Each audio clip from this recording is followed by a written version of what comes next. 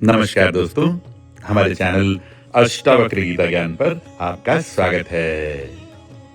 राजा जनक कहते हैं, द्वैत मूल महो दुखम नान्य तस्यास्ति भेषजम। ये बहुत गहरी बात है।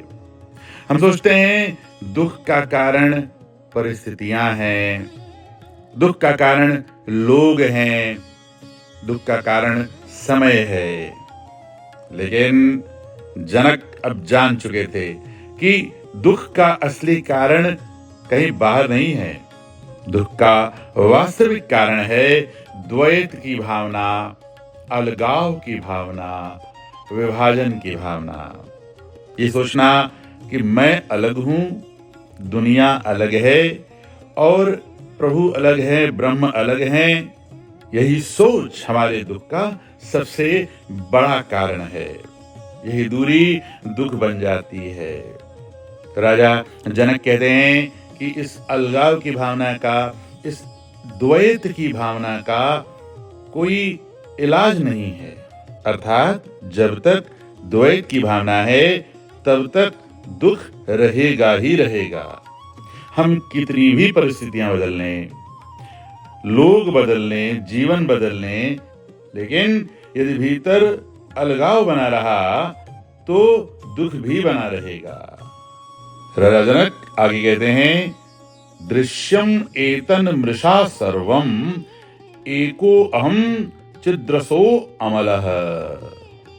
अब जनक और गहराई में जाते हैं। वे कहते हैं कि जो कुछ दिखाई दे रहा है यह सब मिथ्या है।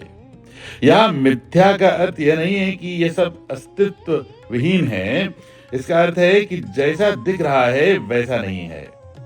हम रूप देखते हैं, नाम देखते हैं, लेकिन मूल तत्व नहीं देखते हैं। जैसे सपना सपने में वास्तविक लगता है, लेकिन जागने पर वह भ्रम सिद्ध हो जाता है। वैसे ही यह संसार चेतना में प्रकट एक दृश्य मात्र है। और उसके बाद राजा जनक का अंतिम उद्घोष कि मैं एक हूं, मैं चिदरस हूं, मैं निर्मल हूं। यहां मैं जनक का अहंकार नहीं है, बल्कि यह वह चेतना है जो सब में एक है। यहां चिदरस का अर्थ है शुद्ध चेतना का रस, जिसमें कोई मिलावट नहीं है, कोई विकार नहीं है, जो बिल्कुल निर्मल है, जिसे कोई छू नहीं सकता है।